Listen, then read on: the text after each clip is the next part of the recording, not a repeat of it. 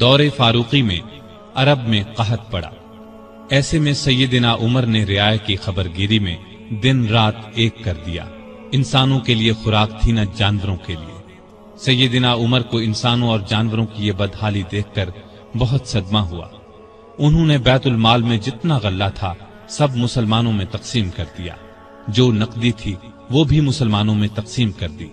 تمام صوبوں کے حاکموں کو خط لکھے کہ فوراً زیادہ سے زیادہ غلہ روانہ کرو۔ چنانچہ ابو عبیدہ بن جراح نے شام کے علاقے سے 4000 اونٹ غلے سے لدے ہوئے بھیجے۔ عمرو بن عاص نے مصر سے سمندر کے راستے بحری جہاز روانہ کیے۔ ان میں ہر جہاز پر 6000 من غلہ لدا ہوا تھا۔ جب یہ جہاز مدینے کی قریبی بندرگاہ پر پہنچے تو سیدنا عمر خود انہیں دیکھنے کے لیے بندرگاہ پہنچے۔ غلے کو حفاظت سے رکھنے کے لیے بندرگاہ میں 2 بڑے بڑے مکان بنوائے۔ دوسرے صوبوں سے بھی بہت سا غلہ پہنچ گیا۔ غلے کی تقسیم کا یہ انتظام کیا کہ بہت سے رجسٹر بنوائے۔ ان میں قحط کا شکار ہونے والوں کے نام درج کیے گئے۔ ہر ایک نام کے ساتھ ان کی ضرورت کے مطابق غلے کی مقدار لکھی گئی۔ پھر ہر شخص کو پرچی دی گئی، اس پر سیدنا عمر کی مہر ہوتی تھی۔ اس پرچی کے مطابق انہیں روزانہ غلہ دیا جاتا۔ اس کے علاوہ سیدنا عمر ہر روز 20 اونٹ اپنے سامنے ذبح کرواتے اور ان کا گوشت پکوا کر لوگوں کو کھانا کھلاتے۔ اس طرح ہزاروں آدمی روزانہ سیدنا عمر رضی اللہ عنہ کے دسترخوان پر کھانا کھاتے۔ غلے کے علاوہ لوگوں میں کپڑے اور کھجوریں بھی تقسیم کی جاتی، اور خود اپنا یہ حال تھا کہ اس زمانے میں گوشت، دودھ اور گھی کھانا بالکل چھوڑ دیا تھا۔ اکثر بھوکے رہتے یا عام لوگوں کے ساتھ خود بھی کھاتے۔ اس طرح اس کا اثر آپ کے جسم پر پڑا۔ لوگ انہیں دیکھتے اور کہتے، اگر قحط دور نہ ہوا تو رعایا کا غم انہیں مار ڈالے گا۔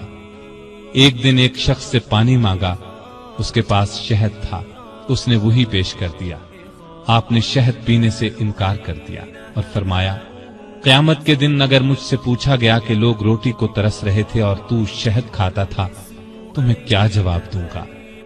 ایسا بھی ہوا کہ گھی کا برتن اور آٹے کی بوری اٹھواتے اور جہاں کہیں بھوکوں کا مجمع نظر آتا اپنے خادم کی مدد سے کھانا تیار کرواتے اور انہیں کھلاتے۔ دیہاتوں میں جاتے، وہاں اونٹ ذبح کرتے، گوشت، آٹا اور کپڑے لوگوں میں تقسیم کرتے۔ قحط کے دنوں میں سخت بے چین رہتے اور دعا کرتے تھے، اے اللہ، میرے عملوں کی وجہ سے محمد صلی اللہ علیہ وسلم کی امت کو تباہ نہ کر۔ لوگوں کا خیال اس قدر تھا کہ فرمایا کرتے تھے، اگر دریائے فرات کے کنارے ایک کتا بھی بھوکا مر گیا تو اللہ کے سامنے مجھے اس کا جواب دینا ہوگا۔ وہ خود اور لوگ رو رو کر بارش کی دعائیں کرتے تھے۔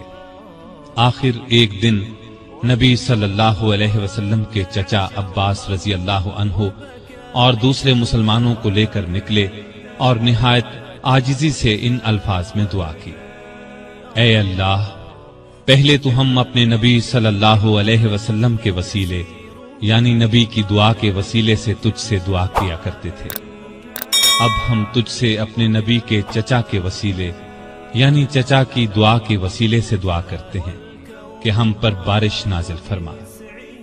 ابھی یہ دعا ہو رہی تھی کہ آسمان پر بادل چھا گئے اور ایسی موسلا دھار بارش ہوئی کہ ہر طرف پانی ہی پانی نظر آنے لگا۔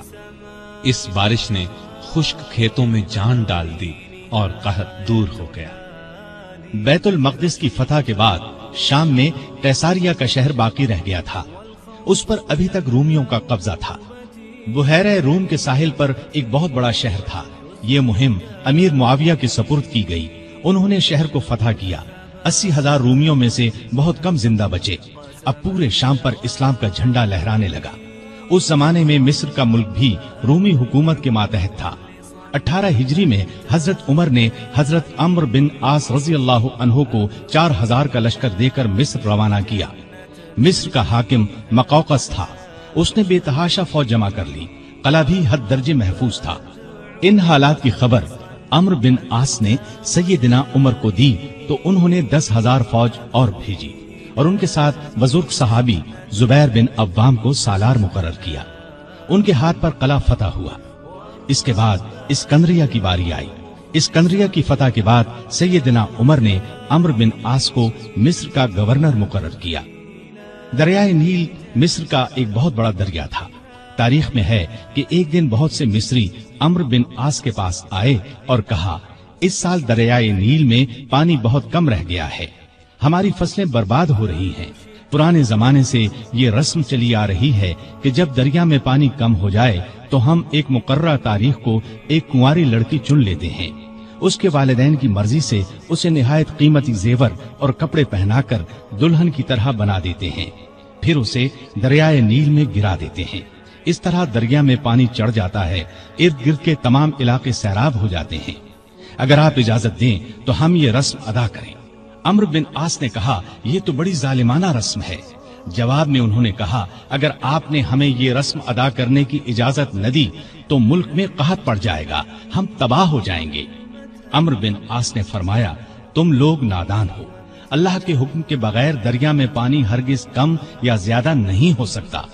इस्लाम ऐसी फजूल रस्मों को मिटाने के लिए आया है। मैं तुम्हें एक बेगुनाह लड़की पर जुल्म करने की इजाजत नहीं दूंगा। मिस्री मायूस होकर लौट गए। इत्तेफाक से दरिया में पानी कम हो गया। लोग कहत के डर से वतन छोड़ने की तैयारी करने लगे। सैयदना अम्र बिन आस ने ये सारा किस्सा सैयदना उमर को लिख भेजा। उन्होंने जवाब में लिखा, अल्हम्दुलिल्लाह, आपने मिस्रियों को बिल्कुल ठीक जवाब दिया। इस्लाम वाकई ऐसी फजूल रस्मों को मिटाने के लिए आया है। मैं एक खत भेज रहा हूँ, इसको दरियाए नील में डाल देना। अम्र बिन आस ने खत को दरिया में डालने से पहले उसकी इबारत पढ़ी। उसके अल्फाज ये थे, ए नील, अगर तू अपने इख्तियार से बह रहा है तो मत बह, और अगर तू अल्लाह ताला के हुक्म से बह रहा है तो मैं अल्लाह ताला के हुजूर दुआ करता हूँ कि वो तुझे पहले की तरह ज्यादा पानी के साथ जारी कर दे। ये रुका दरिया में डाल दिया गया। दूसरे दिन जब मिस्र के लोग सोकर उठे तो उन्होंने अल्लाह की कुदरत का अजीब नजारा देखा। दरिया का पानी कई गज ऊपर चढ़ गया था, किनारों से निकलकर इर्द गिर्द के इलाकों को सैराब कर रहा था। इतना ज्यादा पानी इसमें कभी नजर नहीं आया था। ये नजारा देखकर हजारहा मिस्री मुसलमान हो गए और वो जालिमाना रस्म हमेशा के लिए खत्म हो गई। सैयदना उमर रजी अल्लाह अन्हु के दौर में इस्लामी हुकूमत 22 लाख मुरब्बा मील तक फैल गई। इसमें अरब के अलावा इराक, ईरान, मिस्र, फलस्तीन, बहरैन, आर्मीनिया, आजरबाईजान, सीस्तान वगैरह बहुत से मुल्क शामिल थे। इतने बड़े मुल्क का इंतजाम सैयदना उमर ने बहुत खूबी से किया। इस्लामी सल्तनत को सूबों में तकसीम कर दिया, फिर हर सूबे को बहुत से जिलों में तकसीम किया। आमतौर पर एक सूबे में 10 से लेकर 20 तक जिले होते थे। मुल्क का इंतजाम सहाबाए किराम रजी अल्लाह अन्हुम के मशवरे से करते थे। मशवरा करने के लिए उन्होंने एक मजलिस बनाई। उसमें सूझबूझ रखने वाले बड़े बड़े जलील कद्र सहाबा शामिल थे। इस मजलिस को मजलिस शूरा कहा जाता था। इसके इजलास मस्जिद नबवी में होते थे। हर सूबे का एक गवर्नर मुकर्रर किया जाता था। खुद बिल्कुल सादा जिंदगी बसर करते थे। यही हिदायत गवर्नरों को थी। ओहदेदारों की निगरानी खुद करते थे। हज के जमाने में चारों तरफ से आए हुए लोगों से उनके गवर्नरों के हालात पूछते। लोग बेधड़क शिकायत करते। लोगों के सामने इस किस्म का खुतबा देते, लोगों, तुम पर जो लोग हाकिम मुकर्रर किए गए हैं वो इसलिए नहीं भेजे गए कि तुम्हें मारें पीटें और तुम्हारा माल छीन लें, बल्कि उन्हें मैं इसलिए भेजता हूं कि वो तुम्हें रसूलुल्लाह सल्लल्लाहु अलैहि वसल्लम के तरीके सिखाएं। अगर किसी ने इसके खिलाफ किया है तो मुझसे बयान करो ताकि मैं उसका बदला लूं। लोगों को आम इजाजत थी कि वो किसी वक्त भी अपनी शिकायत पेश कर सकते थे। एक मर्तबा मिस्र के एक गरीब शख्स ने शिकायत की कि गवर्नर के बेटे ने बिला वजह उसे पीटा है। आपने बाप बेटे को बुलवा लिया। जब दोनों आ गए तो सैयदना उमर ने उस गरीब को कोड़ा देकर फरमाया, जितने कोड़े उसने तुम्हें मारे थे उतने ही तुम इसे मारो। उस गरीब ने कोड़े मारने शुरू किए। जब तादाद पूरी हो गई तो उमर ने फरमाया, अब 2-4 कोड़े गवर्नर को भी मारो। लेकिन उस गरीब ने ऐसा करना पसंद न किया। जजीरे के गवर्नर के बारे में इत्तला मिली कि वो बारीक लिबास पहनते हैं। दरवाजे पर दरबान भी मुकर्रर कर रखा है। आपने उन्हें फौरन बुलवा लिया, उनके कपड़े उतरवाकर बालों का बुना हुआ कुर्ता पहना दिया और बकरियों का एक रेवड़ मंगवाकर उन्हें हुक्म दिया कि जंगल में जाओ और इन बकरियों को चराओ। गवर्नर का नाम इयाज बिन गनम था। वो रसूलुल्लाह सल्लल्लाहु अलैहि वसल्लम के सहाबी थे, एक सूबे के गवर्नर थे। इसलिए जब उन्होंने कहा कि वो आइंदा ऐसा लिबास नहीं पहनेंगे तो उमर ने उन्हें मुआफ कर दिया और ओहदे पर वापस भेज दिया। इयाज बिन गनम जब तक जिंदा रहे मोटा लिबास पहनते रहे। फिर उन्होंने कभी बारीक लिबास पहना न दरवाजे पर दरबान रखा। खालिद बिन वलीद रजी अल्लाह अन्हु इस्लाम के बहुत बड़े जर्नैल थे। उन्होंने 20 लड़ाइयां लड़ी। बड़ी बड़ी हुकूमतों के लश्कर उनके मुकाबले में न ठहर सके। सैयदना उमर के जमाने में जब खालिद बिन वलीद फतूहात पर फतूहात हासिल कर रहे थे तो ऐन इस हालत में उमर ने उन्हें सिपह सालारी से माजूल कर दिया। जब लोगों ने वजह पूछी तो उन्होंने फरमाया, मुसलमान ये ख्याल करने लगे थे कि ये फतूहात खालिद बिन वलीद की वजह से हो रही हैं, जबकि फतूहात हमें अल्लाह ताला की मेहरबानी से हो रही हैं। आपके जमाने में चूंकि इस्लामी हुकूमत बहुत फैल गई थी, लगातार फतूहात की वजह से माले गनीमत भी बहुत ज्यादा आने लगा था। इसलिए आपने 15 हिजरी में बैतुल माल कायम कर दिया। उसमें ज़कात, खिराज, जिजिया, माले गनीमत वगैरह जमा होता था और मुसलमानों में तकसीम किया जाता था। यतीमों, गरीबों और बेवाओं को उसमें से वजीफे दिए जाते थे। जरूरतमंदों को कर्ज भी दिया जाता था। जंगी जरूरियात पर भी खर्च किया जाता था। आमदनी और खर्च के मामले में हर दर्जा एहतियात करते थे।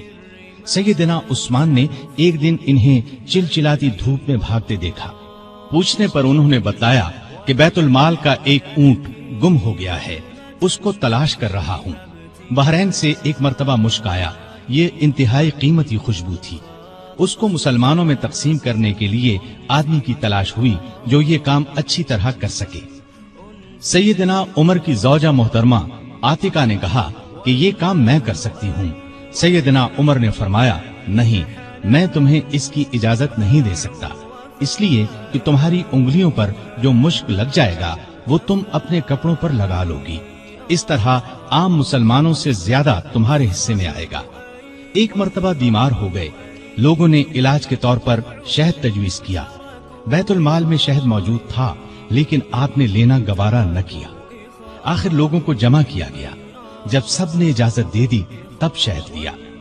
आपने अदलो इंसाफ का बेहतरीन नमूना दुनिया को दिखाया। अल्लाह से डरने वाले काजी मुकर्रर किए, उनकी तनख्वाहें मुकर्रर की। उन्हें हुक्म दिया कि तमाम फैसले कुरान और हदीस के मुताबिक किए जाएं। कुरान और हदीस में हुक्म न मिले तो जिस राय पर आलिमों का इत्तिफाक हो उसके मुताबिक फैसला दिया जाए। उन्होंने कूफा में शुरैह को काजी मुकर्रर किया। उनके फैसले बहुत मशहूर हुए।